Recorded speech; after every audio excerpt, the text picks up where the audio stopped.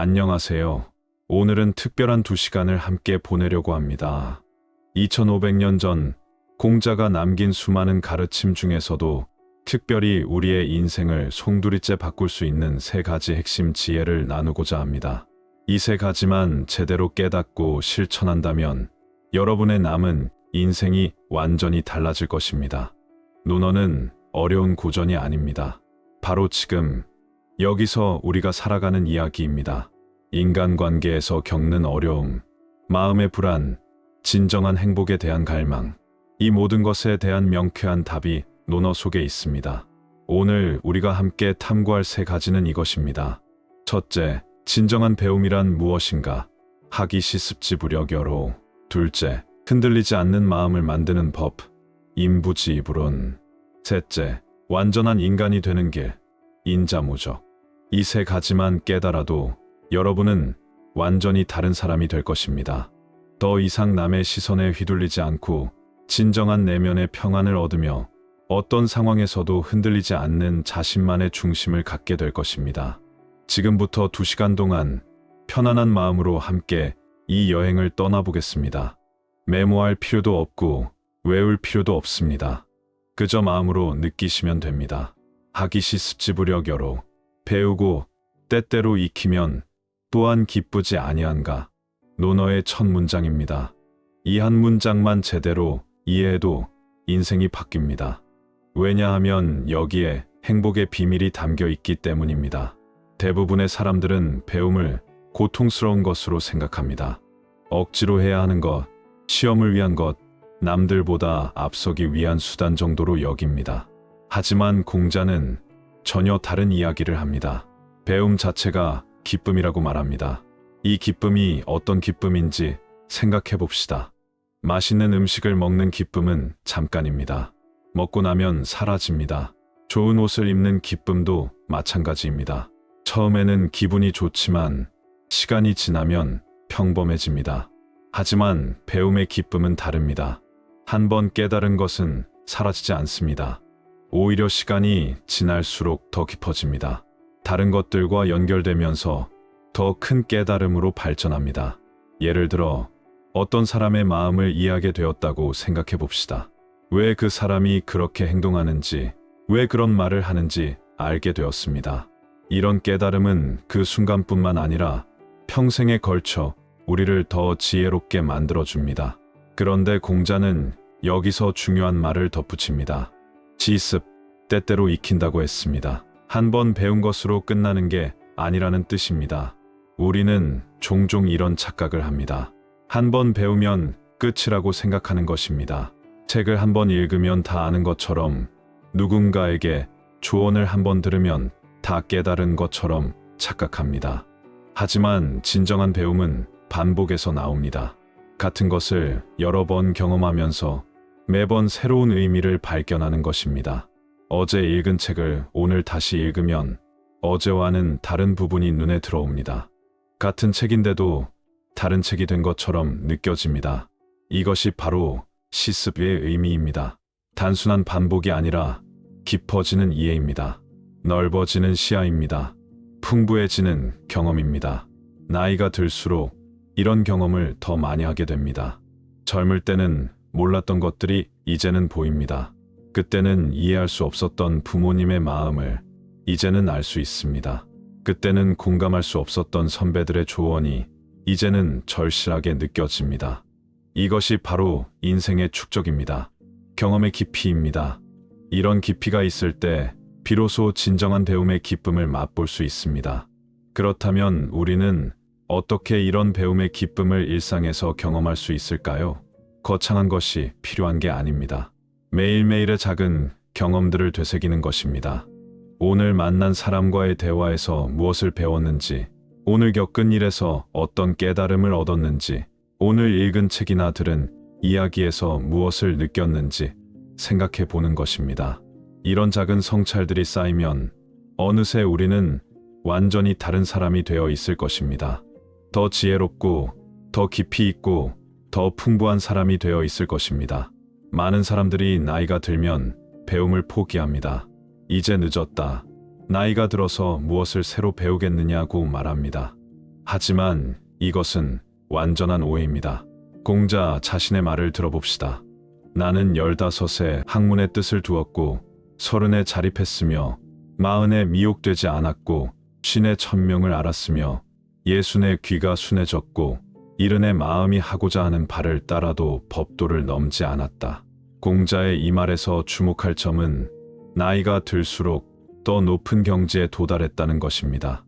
젊을 때는 학문의 뜻을 두는 수준이었지만 나이가 들면서 점점 더 깊은 깨달음을 얻었습니다. 70세에 이르러서야 마음이 하고자 하는 바를 따라도 법도를 넘지 않는 경지에 도달했다고 했습니다. 이것은 완전한 자유와 완전한 절제가 하나가 된 상태입니다. 젊을 때는 상상할 수도 없는 경지입니다. 이것이 바로 나이의 장점입니다.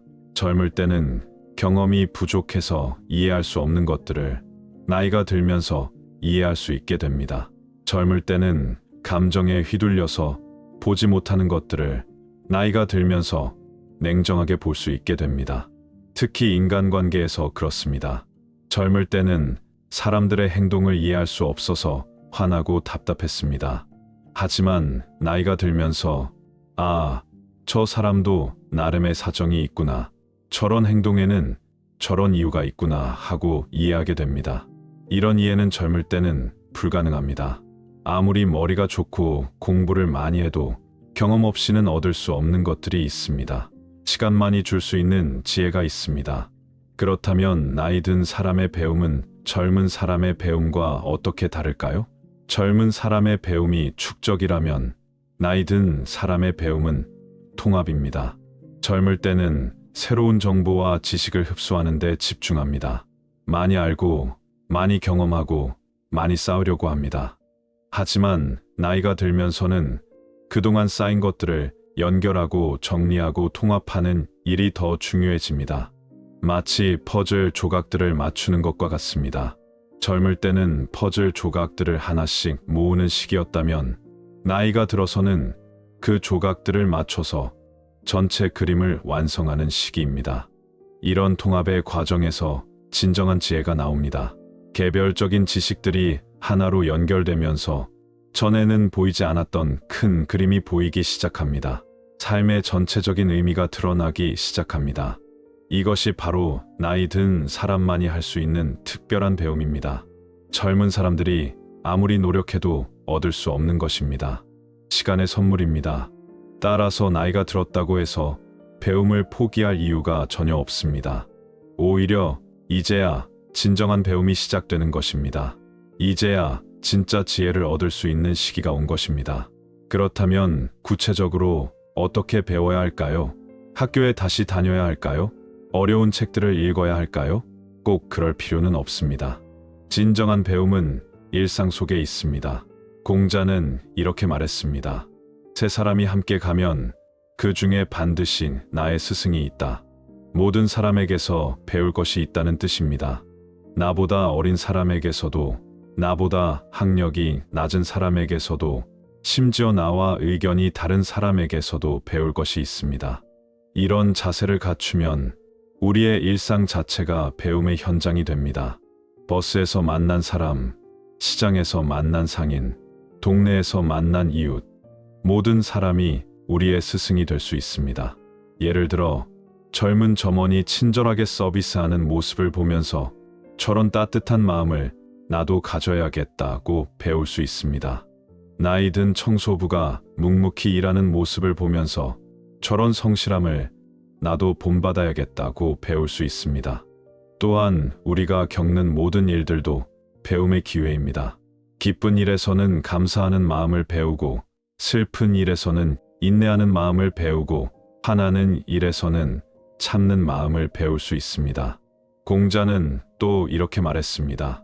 온고지신, 옛것을 익혀서 새것을 안다. 과거의 경험을 돌아보면서 새로운 깨달음을 얻는다는 뜻입니다. 우리 인생에는 수많은 경험들이 쌓여 있습니다.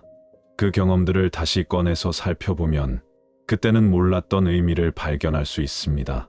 그때는 단순히 힘들었던 일이 지금 돌아보니 나를 성장시킨 소중한 경험이었음을 깨달을 수 있습니다. 이런 깨달음들이 바로 온고지신입니다. 과거를 통해 현재를 이해하고 현재를 통해 미래를 준비하는 것입니다.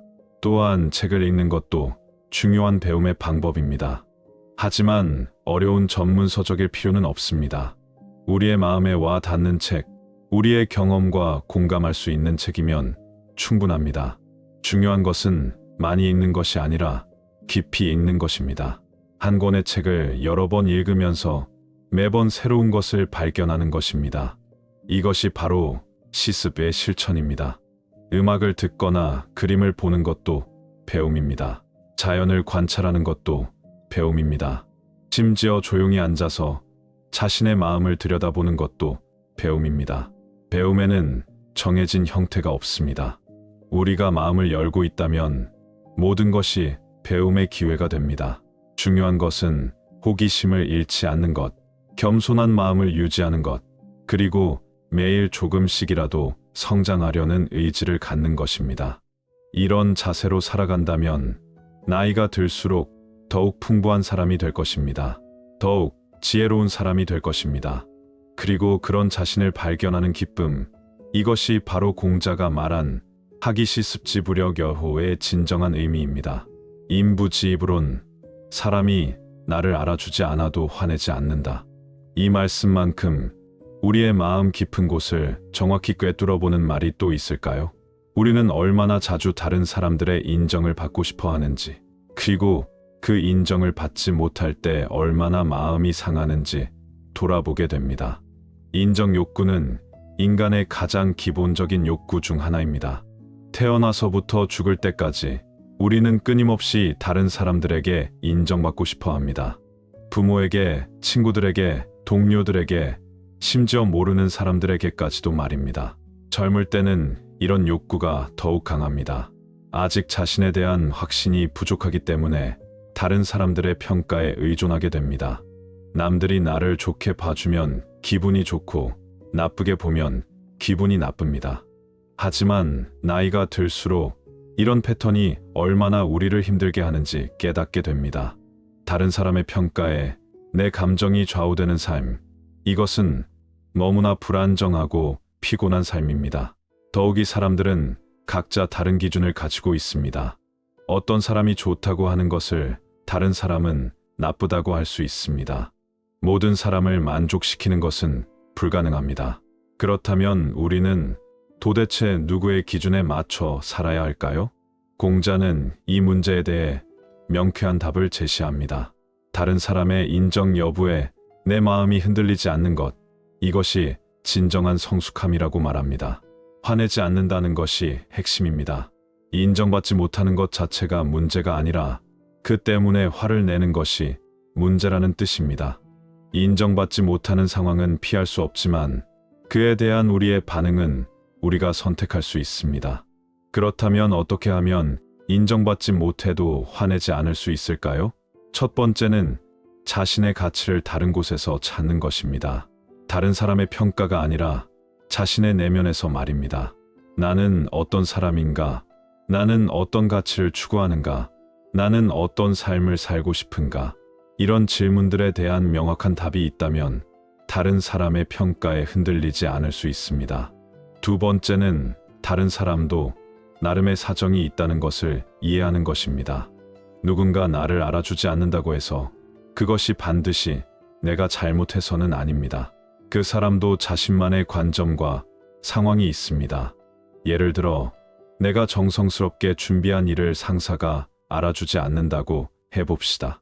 이때 화를 내기보다는 이렇게 생각해 볼 수 있습니다. 상사도 여러 가지 걱정거리가 있을 것이다. 내일까지 세세히 살펴볼 여유가 없을 수도 있다. 그렇다고 해서 내가 한 일의 가치가 없어지는 것은 아니다. 세 번째는 인정이라는 것 자체의 본질을 이해하는 것입니다. 진정한 인정은 억지로 받는 것이 아닙니다. 자연스럽게 따라오는 것입니다. 내가 꾸준히 올바른 일을 하다 보면 언젠가는 알아주는 사람이 나타납니다. 공자 자신도 마찬가지였습니다. 살아생전에는 그의 가르침을 알아주는 사람이 많지 않았습니다. 때로는 비웃음을 받기도 했고 때로는 위험에 처하기도 했습니다. 하지만 그는 포기하지 않았습니다. 자신이 옳다고 믿는 길을 꾸준히 걸어갔습니다. 그 결과가 어떻게 되었습니까? 1500년이 지난 지금까지도 전 세계 사람들이 그의 가르침을 배우고 있습니다. 이것이 바로 진정한 인정입니다. 우리도 마찬가지입니다. 당장 알아주지 않아도 괜찮습니다. 중요한 것은 자신이 옳다고 믿는 일을 꾸준히 하는 것입니다. 시간이 지나면 반드시 알아주는 사람이 나타날 것입니다. 흔들리지 않는 마음을 만들기 위해서는 단순히 외부의 평가를 무시하는 것만으로는 부족합니다. 더 중요한 것은 자신만의 확고한 중심을 세우는 것입니다. 공자는 이렇게 말했습니다. 군자는 의에 밝고 소인은 이에 밝다. 군자는 옳고 그름을 중시하고 소인은 이익을 중시한다는 뜻입니다. 여기서 이가 바로 우리가 세워야 할 중심입니다. 의라는 것은 무엇일까요? 간단히 말하면 사람으로서 마땅히 해야 할 일, 옳은 일입니다. 돈이 되는지 이익이 되는지를 먼저 따지는 것이 아니라 옳은 일인지를 먼저 생각하는 것입니다. 이런 중심이 있으면 다른 사람이 뭐라고 하든 흔들리지 않습니다. 내가 하는 일이 옳은 일이다라는 확신이 있기 때문입니다. 설령 당장 이익이 되지 않고 인정받지 못해도 괜찮습니다. 하지만 이런 중심을 세우는 것은 쉽지 않습니다. 우리 사회는 끊임없이 성과와 결과를 요구하기 때문입니다. 옳은 일보다는 이익되는 일을, 원칙보다는 실용을 강조하기 때문입니다. 특히 나이가 들수록 이런 압박이 더 심해집니다. 이제 나이도 들었는데 뭔 원칙이냐, 현실적으로 생각해라라는 말들을 자주 듣게 됩니다. 하지만 바로 이럴 때일수록 자신의 중심을 더욱 확고히 해야 합니다. 그렇다면 구체적으로 어떤 것들이 우리의 중심이 될 수 있을까요? 첫 번째는 정직입니다. 어떤 상황에서도 거짓말하지 않는 것, 자신에게도 다른 사람에게도 정직한 것입니다. 두 번째는 성실입니다. 맡은 일을 끝까지 책임지고 해내는 것, 약속을 지키는 것, 꾸준히 노력하는 것입니다. 세 번째는 배려입니다. 다른 사람의 입장을 생각하고 도움이 필요한 사람을 외면하지 않는 것입니다. 네 번째는 겸손입니다. 자신의 한계를 인정하고 다른 사람에게서 배우려는 자세를 갖는 것입니다. 이런 가치들이 우리 마음 속에 확고히 자리 잡으면 외부의 어떤 평가나 압력에도 흔들리지 않을 수 있습니다. 물론 처음에는 어렵습니다. 때로는 손해를 보는 것 같고 때로는 바보 같다는 생각이 들 수도 있습니다. 하지만 이런 원칙들을 꾸준히 지켜나가다 보면 놀라운 일이 일어납니다. 우리 자신에 대한 존중감이 생깁니다. 다른 사람의 평가와 상관없이 스스로를 존경하게 됩니다. 이런 자존감은 외부에서 받는 인정과는 차원이 다릅니다. 외부의 인정은 언제든 사라질 수 있지만 내면의 자존감은 아무도 빼앗을 수 없습니다. 이것이 바로 진정한 자신감의 근원입니다. 공자는 또 이렇게 말했습니다. 군자는 태연하고 편안하지만 소인은 항상 근심하고 걱정한다. 확고한 중심이 있는 사람은 마음이 평안합니다. 하지만 중심이 없는 사람은 항상 불안합니다. 우리가 추구해야 할 것은 바로 이런 마음의 평안입니다. 외부의 상황이 어떻게 변하든 내 마음만은 흔들리지 않는 것입니다. 이것이 진정한 강함입니다. 화내지 않는다는 것은 단순히 참는 것이 아닙니다. 감정을 억누르는 것도 아닙니다. 감정의 주인이 되는 것입니다. 우리는 하루에도 수많은 감정을 경험합니다. 기쁨, 슬픔, 분노, 두려움, 질투, 부러움. 이런 감정들 자체는 자연스러운 것입니다. 문제는 이 감정들에 휘둘리는 것입니다. 감정에 휘둘린다는 것은 무엇일까요? 화가 나면 그 화에 사로잡혀서 올바른 판단을 할 수 없는 상태가 되는 것입니다. 슬프면 그 슬픔에 빠져서 아무것도 할 수 없게 되는 것입니다. 공자가 말하는 화내지 않는다는 것은 이런 상태에 빠지지 않는다는 뜻입니다. 화가 나는 상황이 와도 그 화에 사로잡히지 않고 냉정을 유지하는 것입니다. 이것은 어떻게 가능할까요? 첫 번째는 감정과 거리를 두는 것입니다. 감정이 일어날 때, 지금 내가 화가 나고 있구나 하고 객관적으로 관찰하는 것입니다. 마치 하늘에서 내려다보듯이 자신을 바라보는 것입니다. 저기 있는 사람이 화를 내고 있네. 왜 화를 낼까? 그럴 만한 이유가 있나? 이렇게 한 발짝 떨어져서 보면 감정에 휘둘리지 않을 수 있습니다. 두 번째는 감정의 원인을 파악하는 것입니다. 왜 화가 날까요? 대부분은 기대했던 것과 현실이 다르기 때문입니다. 내가 원하는 대로 되지 않기 때문입니다. 하지만 세상이 항상 내 뜻대로 될 수는 없습니다. 다른 사람들도 각자의 생각과 상황이 있습니다. 이것을 받아들이면 화가 날 이유가 줄어듭니다. 세 번째는 감정을 건설적으로 활용하는 것입니다. 화가 난다면 그 화를 남에게 쏟아내는 대신 자신을 발전시키는 에너지로 바꾸는 것입니다. 이런 일이 다시 일어나지 않게 하려면 어떻게 해야 할까 하고 생각하는 것입니다. 슬프다면 그 슬픔을 통해 다른 사람의 아픔을 이해하는 마음을 키우는 것입니다. 나도 이렇게 슬픈데 저 사람도 힘들겠구나 하고 공감하는 것입니다. 이렇게 감정을 다스리는 연습을 계속하다 보면 점점 감정의 주인이 될 수 있습니다. 감정이 없어지는 것이 아니라 감정을 지혜롭게 활용할 수 있게 되는 것입니다. 공자는 이런 경지를 중용이라고 했습니다. 지나치지도 않고 모자라지도 않는 적절함입니다. 감정을 너무 억누르지도 않고 그렇다고 감정에 휘둘리지도 않는 균형 잡힌 상태입니다. 나이가 들수록 이런 지혜가 더욱 필요해집니다. 젊을 때는 감정적으로 행동해도 시간이 지나면 해결될 일들이 많았습니다. 하지만 나이가 들수록 감정적인 행동의 대가가 커집니다. 더욱이 우리는 이제 다른 사람들에게 본보기가 되어야 할 위치에 있습니다. 자녀들에게, 후배들에게, 주변 사람들에게 어떻게 살아가야 하는지 보여주어야 합니다. 감정의 주인이 된다는 것은 단순히 개인적인 수양의 문제가 아닙니다. 주변 사람들에게 긍정적인 영향을 미치는 일이기도 합니다. 우리가 평온하고 지혜롭게 행동할 때 주변 사람들도 그런 영향을 받게 됩니다. 인자무적, 어진 사람에게는 적이 없다. 이 말씀은 논어 전체를 관통하는 핵심 메시지입니다. 공자가 평생에 걸쳐 추구했던 최고의 가치가 바로 인이었습니다. 그리고 이 인을 완전히 실현한 사람에게는 적이 없다고 했습니다. 먼저 인이 무엇인지 이해해야 합니다. 흔히 어짐, 사랑, 자비 등으로 번역되지만 이런 단어들로는 인의 진정한 의미를 다 담을 수 없습니다. 인은 인간이 도달할 수 있는 가장 완전한 상태를 말합니다. 공자에게 인에 대해 질문한 제자들이 많았습니다. 그때마다 공자는 조금씩 다른 답을 했습니다. 어떤 때는 자신이 원하지 않는 것을 다른 사람에게 강요하지 말라고 했고, 어떤 때는 사람을 사랑하는 것이라고 했습니다. 왜 매번 다른 답을 했을까요?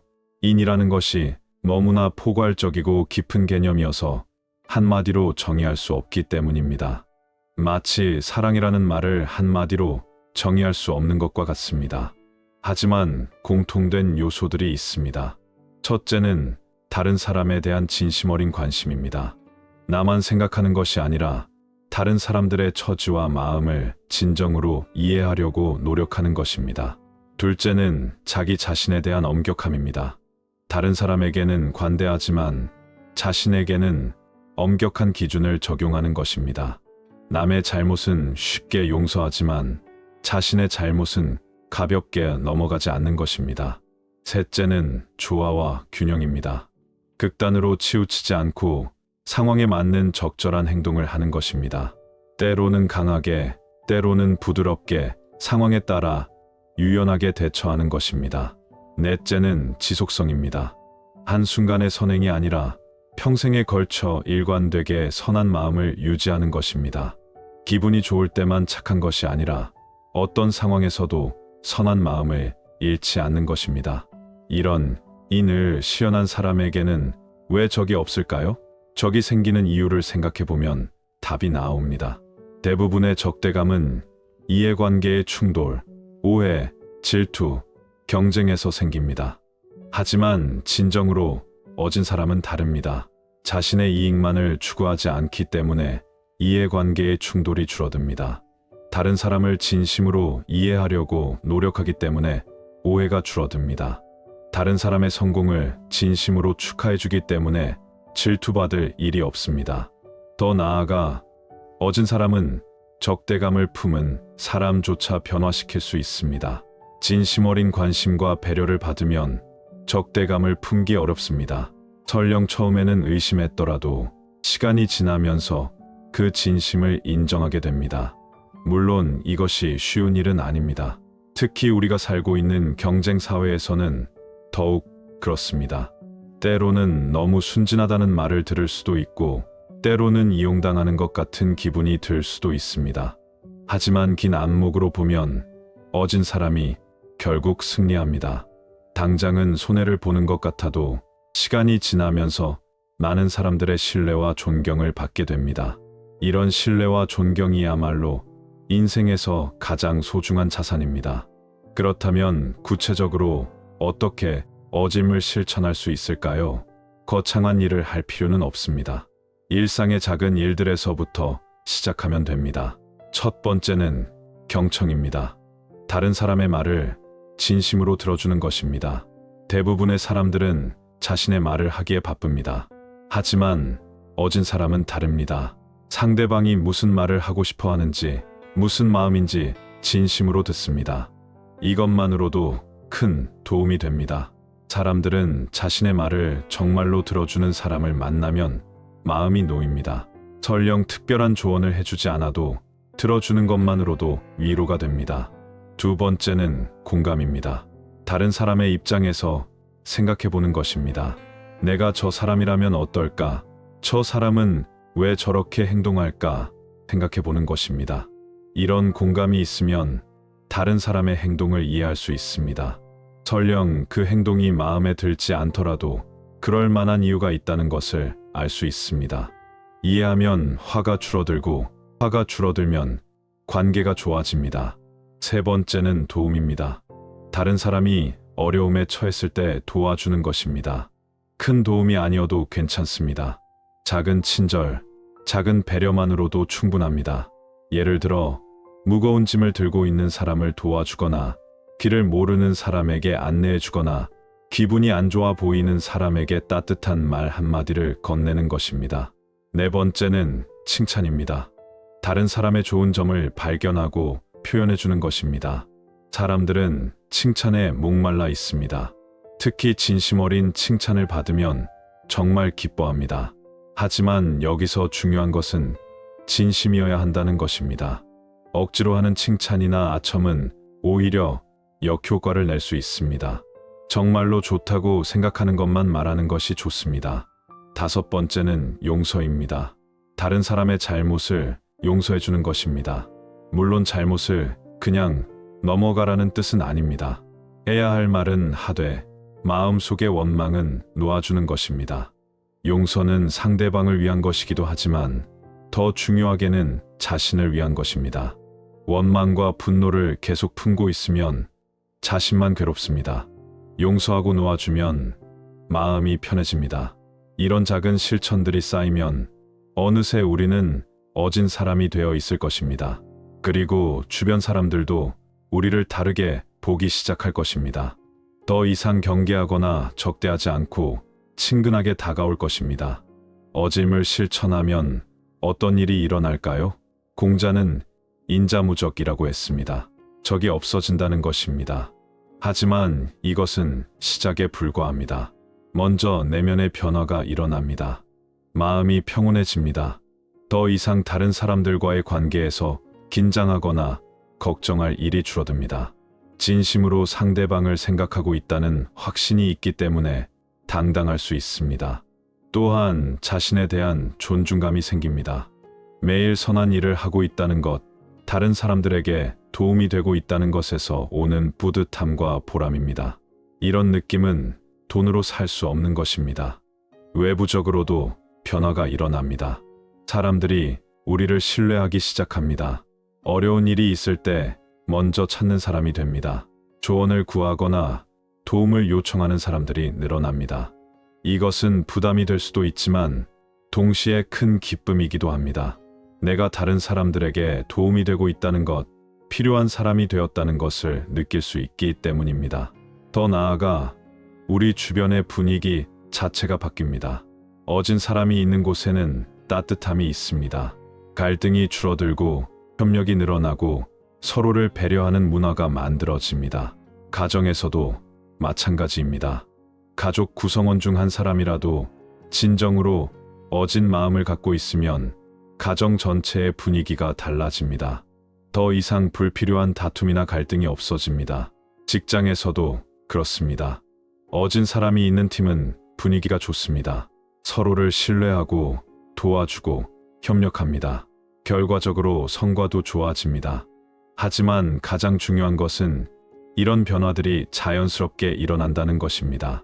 억지로 만들어내는 것이 아니라 어짐을 실천하다 보면 자연스럽게 따라오는 결과입니다. 공자는 이런 경지를 덕으로 다스리는 것이라고 했습니다. 강제나 권력으로 사람들을 움직이는 것이 아니라 덕으로 사람들이 자발적으로 따르게 하는 것입니다. 이것이야말로 진정한 리더십입니다. 나이가 들수록 이런 리더십이 더욱 중요해집니다. 젊을 때는 능력이나 권위로 사람들을 이끌 수 있었지만 나이가 들수록 인품이 더 중요해집니다.